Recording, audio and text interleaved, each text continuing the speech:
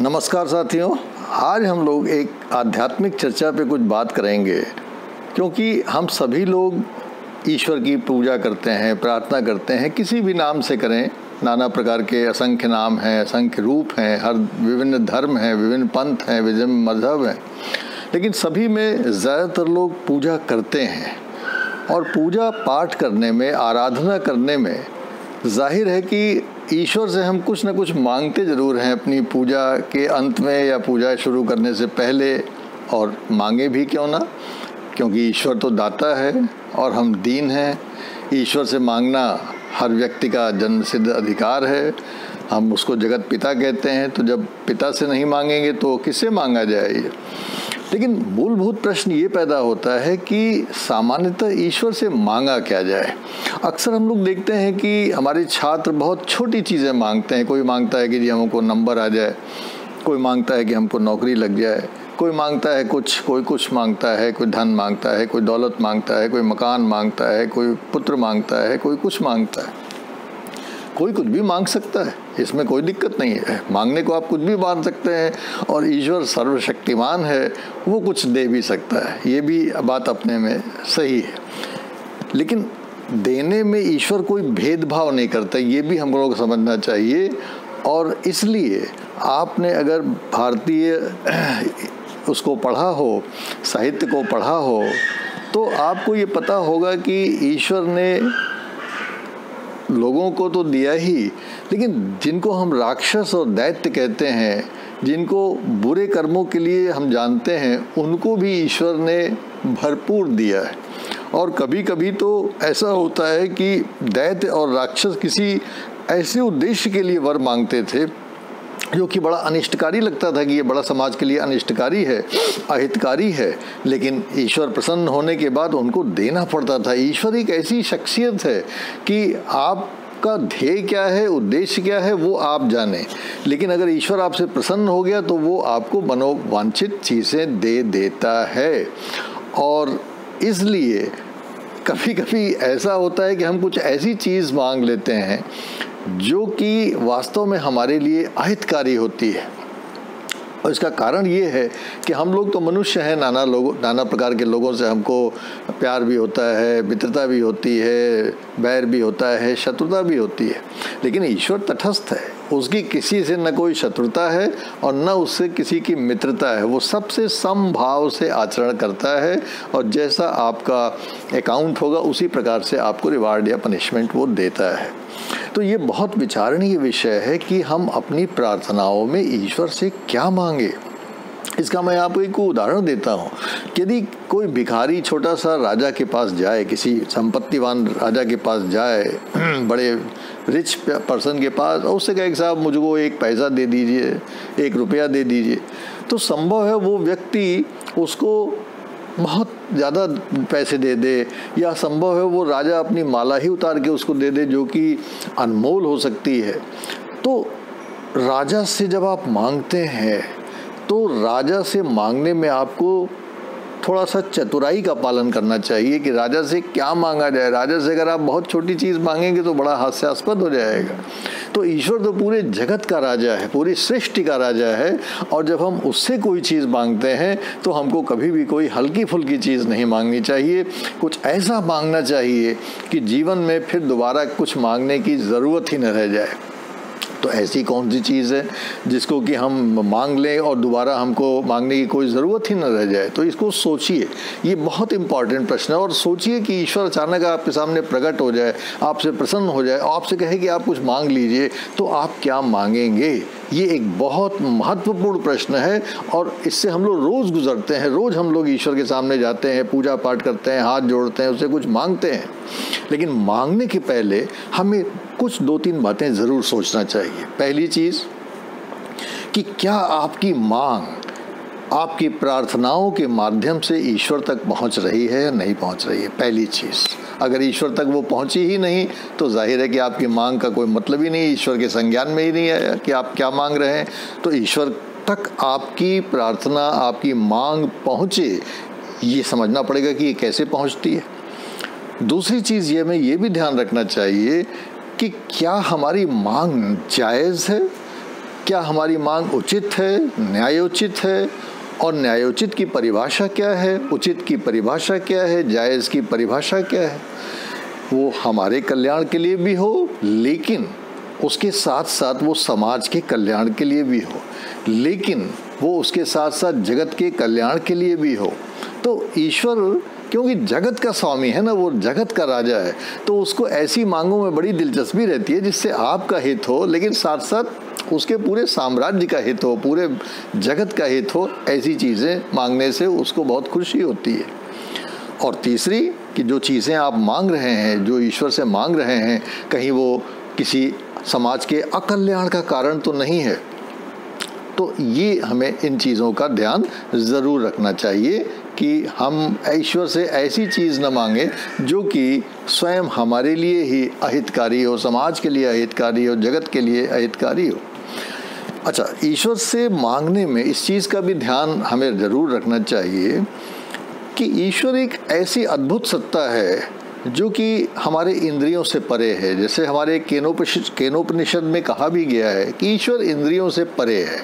हम उसे साधारण नेत्र से देख नहीं सकते, साधारण कान से सुन नहीं सकते, साधारण शब्दों से संवाद नहीं कर सकते। और आप तो सभी लोग जानते ही होंगे कि महाभारत में जो कृष्ण को और भीष्म पितामह को जब विराट स्वरूप देखने की बात आई, ईश्वर का स्वरूप देखने की बात आई, तो उनको नेत्रों से नहीं देख पाए वो, तो ईश्वर ने उनको दिव्य दृष्टि प्रदान की कि अच्छा इससे आप हमारे को देखें। तो उनके वो बड़ी कृपा की, कृष्ण ने बड़ी कृपा की अर्जुन के ऊपर, कृष्ण ने बड़ी कृपा की भीष्म पितामह के ऊपर कि उनको वो दिव्य दृष्टि थी जिससे कि वो ईश्वर के वृहद रूप को देख सकें, ईश्वर के बड़े उस रूप को देख सकें जिसको कि देखना आम आदमी के लिए असंभव सा है। कि आम आदमी क्या, ऋषि मुनि ध्यानी योगी जिसको भी हम कह सकते हैं, तपस्वी, सबके लिए वो असंभव सा होता है, उसके दर्शन ही नहीं होते। तो पहली चीज़ तो ये हमें ध्यान में रखना चाहिए कि ईश्वर को आप साधारण इंद्रियों से नहीं देख सकते। और इसी प्रकार से ईश्वर जो संवाद है, अर्थात प्रार्थना क्या है, ईश्वर से मांग क्या है, एक संवाद ही तो है, चाहे वो भले एक तरफा संवाद हो। तो क्या ईश्वर तक वो संवाद पहुंच रहा है, ईश्वर तक वो चीज़ जा भी रही है, या रास्ते में ही कोई अवरोध है? जैसे अगर आप भाई राजा के पास, प्रधानमंत्री के पास कुछ चीज़ कहना चाहें तो हजारों अवरोध होंगे जो कि पता नहीं आपकी बात वहाँ तक पहुँचेगी। अब तो टेक्नोलॉजी का युग है और फिर भी चीज़ें पहुँच जाती हैं। लेकिन आध्यात्म के क्षेत्र में तो जिस आदमी को, जिस ईश्वर को हम जानते ही नहीं, जिसका कोई पता ही ठिकाना नहीं है, उस तक अपनी बात पहुँचे कैसे, असंख्य अवरोध हैं। तो ईश्वर कब आपके इस संवाद को स्वीकार करता है, ईश्वर तक कब आपकी प्रार्थनाएं पहुंचती हैं, इस पर भी हमको विशेष रूप से ध्यान देना चाहिए। और इसका सीधी सीधी बात तब है कि जब तक ईश्वर की कृपा आप पे नहीं होगी तब तक आपको उसका कोई भी स्वरूप दिखाई नहीं देगा, कोई भी चीज़ सुनाई नहीं देगी, कोई भी चीज़ आप उससे संवाद नहीं कर पाएंगे। ये चीज़ें हमको ईश्वर की कृपा और ईश्वर की दया से ही प्राप्त होती हैं, जैसा कि महाभारत में कृष्ण जी ने अर्जुन और भीष्म पितामह के संदर्भ में हमको इंगित किया है। और ये संपूर्ण आध्यात्म का रहस्य है। बड़े बड़े ऋषि मुनि, तपस्वी असंख्य वर्षों तक अपने ध्यान, योग और ईश्वर का चिंतन करते रहते हैं, और तब जाके ये चीज़ उनको पता नहीं पास हो पाती भी है कि नहीं हो पाती है, कि वो उनको ईश्वर की दया और कृपा प्राप्त हो पाती है कि नहीं हो पाती है। अपने यहाँ यजुर्वेद में बृहदारण्यक उपनिषद में कहा गया है कि अहम ब्रह्मास्मि, अर्थात मैं ही ब्रह्म हूँ। अब देखिए ये बड़ी गूढ़ बात है कि अगर मैं ही ब्रह्म हूँ तो मुझे अपने से ही मांगना है, मैं स्वयं ही ईश्वर हूँ, मुझे अपने से ही मांगना है, लेकिन मैं तो जानता ही नहीं हूँ कि मैं ही ईश्वर हूँ। तो मुझे अपने से संवाद करना चाहिए। तो ध्यान में जो ऋषि मुनि योगी करते हैं वो क्या करते हैं, वो जो ब्रह्म तत्व अंदर बक्से में बंद है उस बक्से को खोलने की कोशिश करते हैं अपने ध्यान से, अपने मनन से, अपने चिंतन से, और उस अपने में ही ब्रह्म तत्व को खोजने की कोशिश करते हैं। और जैसे ही उनको ब्रह्म तत्व मिल जाता है तो उनको तो सभी कुछ मिल जाता है, फिर कुछ मांगने की ज़रूरत ही नहीं पड़ती। और ये चीज़ आपने देखा कि उपनिषदों में भी कही गई है, ईशावास्य उपनिषद में कही गई है कि पूर्णमिदं पूर्णात् पूर्णमुदच्यते पूर्णस्य पूर्णमादाय पूर्णमेवावशिष्यते, अर्थात वह भी पूर्ण है, मैं भी पूर्ण हूँ। है ना, पूर्णमदः पूर्णमिदं पूर्णात् पूर्णमुदच्यते, मैं वो पूर्ण हूँ जो उस पूर्ण से निकाला गया है, और पूर्ण में से पूर्ण निकालने के बाद भी पूर्ण ही शेष बचता है। तो आप पूर्ण हैं, आप ब्रह्म हैं, ये हमारे तमाम उपनिषदों में ये बात हमको समझाने की कोशिश की गई है। तो वो आपको जब अपनी प्रार्थनाएं आप करते हैं तो बजाय इसके कि कोई छोटी मोटी चीज़ ईश्वर से मांगे, क्यों नहीं आप उस पूर्णता को जागृत करने की मांग ईश्वर से करते हैं कि वो आपके ऊपर दया करे, कृपा करे और आपके उस पूर्णता को जागृत करने की कृपा करे। और ये दया और कृपा जो ऋषि मुनि योगी तपस्वी ध्यानियों को भी दुर्लभ होती है। महाभारत का, गीता का जो उदाहरण हम लोग देखते हैं प्राय महाभारत में आता है कि महाभारत में जो युद्ध हुआ उसमें अर्जुन और दुर्योधन दोनों ही जो है वो कृष्ण जी के पास सहायता के लिए गए। लेकिन जब वो कृष्ण जी के पास सहायता के लिए गए तो जो दुर्योधन था उसने सब कुछ छोड़कर सेना का विकल्प चयन किया। लेकिन कृष्ण जी ने, हालांकि चूंकि पहला ऑप्शन अर्जुन को दिया था, तो अर्जुन ने कहा कि नहीं महाराज, हमको तो केवल आपकी दया और कृपा चाहिए, हमको कुछ नहीं चाहिए, हमको केवल आपकी दया और कृपा चाहिए। और आप जानते हैं कि दुर्योधन बड़ा चतुर था, उसने कहा कि बड़ा अच्छा हुआ कि इसने दया कृपा ले ली, और हम तो कृष्ण जी की इतनी बड़ी सेना है, उससे तो हमारा विजय सुनिश्चित है। और अंत में हुआ क्या कि सारी वो सेना धरी की धरी रह गई, जो कि कृष्ण जी की अपराजय सेना थी।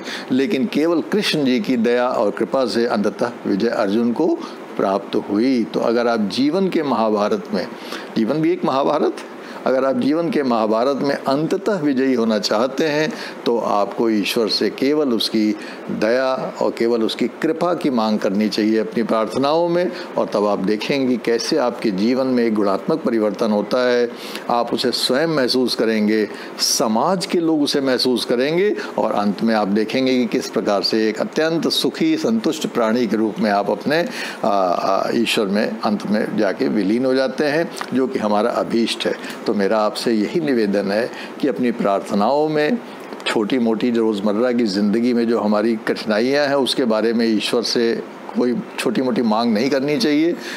करने को आप कर सकते हैं, लेकिन आप ईश्वर से एक ऐसी मांग करें जो कि आपकी हर कठिनाइयों का समाधान और एक बार नहीं पूरे जीवन पर्यंत देती रहे, और वो है उसकी दया और वो है उसकी कृपा। अगर वो दया और कृपा आपको एक बार प्राप्त हो गई तो फिर आपके जीवन में आने वाली जितनी भी कठिनाइयां हैं वो स्वतः ही समाप्त हो जाएंगी, और स्वतः ही आप उन संघर्षों को बड़े आसानी से लड़ सकेंगे, उन संघर्षों में विजयी हो सकेंगे। तो यही मेरा अंत में आपसे निवेदन है कि हमारे बहुत सारे छात्र अपने रोल नंबर लिख देते हैं जाके भगवान जी की मूर्ति के पीछे, या प्रसाद चढ़ा के समझते हैं कि उन्होंने अपनी दायित्व की थी, श्री कर ली। ये सब चीज़ें करने के बजाय अपने आप कर्म पे ध्यान दें, अपने आचरण पे ध्यान दें, अपनी उस पूर्णता को, अपने उस ब्रह्मत्व को, अपने उस ईश्वरत्व को, दैवत्व को जागृत करने की कोशिश करें अपने अंदर, जिससे कि आप वास्तव में आपका आत्मा जो है वो परिष्कृत हो, और जैसे जैसे आपकी आत्मा परिष्कृत होगी वो ब्रह्म तत्व उसमें प्रकट होने लगेंगे, और स्वयं ही ईश्वर की दया और कृपा आपको प्राप्त हो जाएगी और आपके सारी समस्याओं का समाधान हो जाएगा। तो मुझे आशा है कि अपनी पूजा और प्रार्थना में आप छोटी छोटी चीज़ों के अलावा इस मूल तत्व को ध्यान में रखेंगे, और अब ईश्वर से इसी प्रकार की प्रार्थना करके उनका दया और कृपा प्राप्त करने की कोशिश करेंगे। धन्यवाद।